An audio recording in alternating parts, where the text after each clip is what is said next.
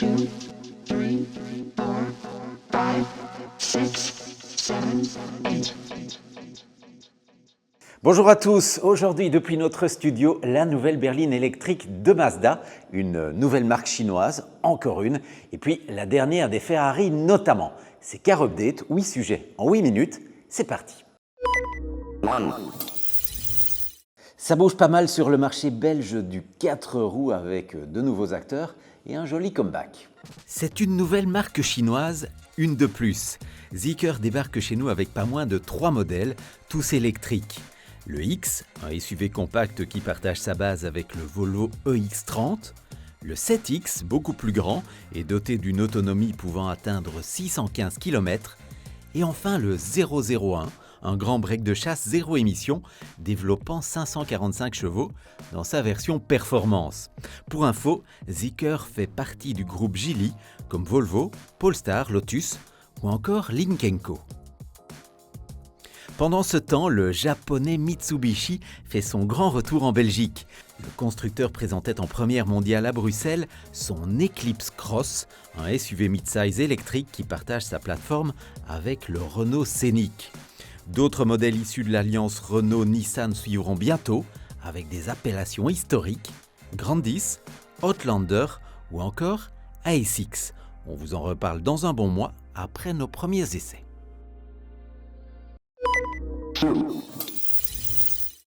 Avis aux amateurs de Miami Vice, la Testarossa est de retour, alors sans Don Johnson, mais avec un nouveau matricule.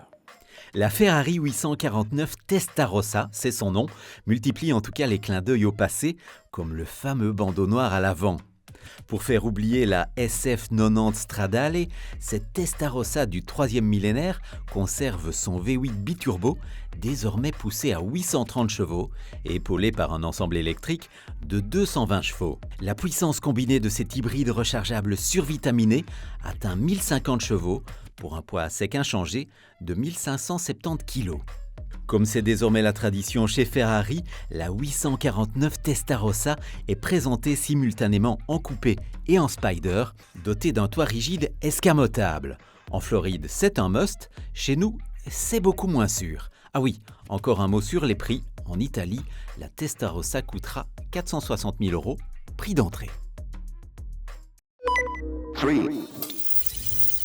Vous êtes propriétaire d'un chouette Youngtimer ou d'une GT moderne, vous aimez conduire et vous avez du temps le week-end des 11 et 12 octobre, alors rejoignez-nous au Zout GT Tour. Organisée dans le cadre de la Zout Grand Prix Car Week, cette édition réservée aux voitures de moins de 20 ans se courra sur 1 ou 2 jours au choix.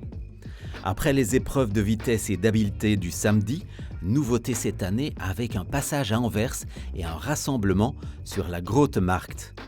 Le dimanche, la caravane reprendra la route sur les plus belles routes de Flandre avant une arrivée sur la digue de Knokke-Heist.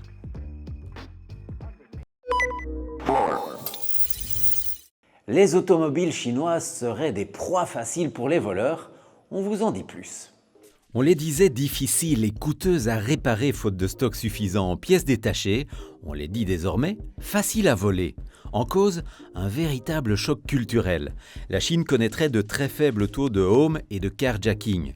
Les dispositifs anti-démarrage et autres astuces anti-vol ne figureraient donc pas sur la liste des priorités pour les constructeurs. Or, on le sait, la situation est bien différente en Europe. Le Royaume-Uni serait en passe de devenir une plaque tournante du trafic de voitures volées, tandis que chez nos voisins français, une voiture est volée toutes les 4 minutes. Pour nous, Européens, mieux vaut donc prévenir que guérir. C'est la petite dernière de Mazda, celle qui doit booster ses ventes en B2B, mais c'est aussi le retour de la Mazda 6. Mazda 6e, c'est son nom, la première berline 100% électrique du constructeur. Basse et lancée, un véritable doigt d'honneur au SUV. Et hormis la confidentielle MX-30, eh bien, c'est la première véritable offensive de Mazda en 100% électrique. Avec 2 versions, Takumi ou Takumi Plus, et dans tous les cas des finitions très soignées, du cuir Nappa ou de la suédine, de l'Alcantara, un toit panoramique, tout ça est vraiment très chic.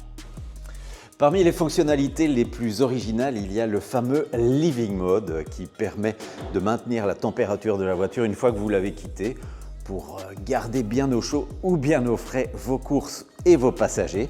Selon le pack de batterie retenu, l'autonomie atteint 479 ou 552 km et les prix, eux, sont assez dingues pour un tel contenu technologique, des 42 890 €. C'est un phénomène, la dernière des Lamborghini fait parler d'elle et elle fait aussi parler la poudre. Pour célébrer les 20 ans de son centre de design, Lamborghini lance la Fenomeno. L'engin aurait été baptisé ainsi en l'honneur d'un taureau de combat mexicain. Et c'est vrai qu'il a de qui tenir. Son V12 hybride rechargeable est celui de la récente Revuelto, mais en plus méchant. Son V12 atmosphérique est porté à 835 chevaux, atteint à 9250 tours minute. Ajoutez à cela toute l'énergie de ces 3 moteurs électriques et vous obtenez une puissance vertigineuse de 1080 chevaux. Le 0 à 100 est expédié en 2 secondes 4, le 200 en 6 secondes 7. La Fenomeno est la Lamborghini de route la plus rapide de l'histoire, l'une des plus rares aussi, produite à 29 exemplaires seulement, tous vendus pour un minimum de 3 millions d'euros l'unité.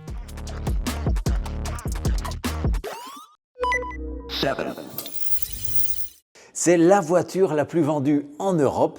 Une idée ? 17 millions, c'est le nombre de Renault Clio vendus depuis son lancement, c'était il y a 25 ans. Tout juste dévoilé, sa 6e génération est méconnaissable. Son style se veut plus affirmé avec des faces avant et arrière plus racées et un profil de coupé. Le modèle prend 7 cm en longueur et cela se ressent à l'intérieur. Plus spacieuse que ses devancières, la Clio 6e du nom s'offre aussi un grand coffre de 391 litres. À l'intérieur, on retrouve aussi l'atmosphère très soignée des récentes électriques de la marque, avec de jolies matières et pas seulement réservées aux exécutions les plus chères. On retrouve aussi le double écran tactile de 10 pouces, orienté conducteur. Il donne accès à tous les systèmes connectés Google pour le streaming ou encore la navigation. Sous le capot enfin, 2 nouveautés, un 3 cylindres essence suralimenté de 115 chevaux et une version 4 cylindres full hybrid portée à 160 chevaux pour des rejets de CO2 de 80 grammes, ce qui correspond à moins de 4 litres d'essence aux 100 km. « 30 000 Bruxellois devront bientôt changer de voiture ou passer au vélo. C'est le dernier épisode de la saga LEZ Brussels. À l'origine, l'interdiction des diesels Euro 5 et des essences Euro 2 devait entrer en vigueur dès le 1er janvier 2025, mais il avait été décidé de la reporter à 2027 pour laisser aux Bruxellois main fortunés le temps de s'organiser. Le jeudi 11 septembre, la Cour constitutionnelle a finalement décidé d'annuler ce report et de faire appliquer sans délai les restrictions initialement prévues en zone LEZ. Alain Marron, le ministre bruxellois de l'Environnement, a néanmoins demandé à ce que les véhicules soudains en infraction ne soient pas verbalisés pour l'instant.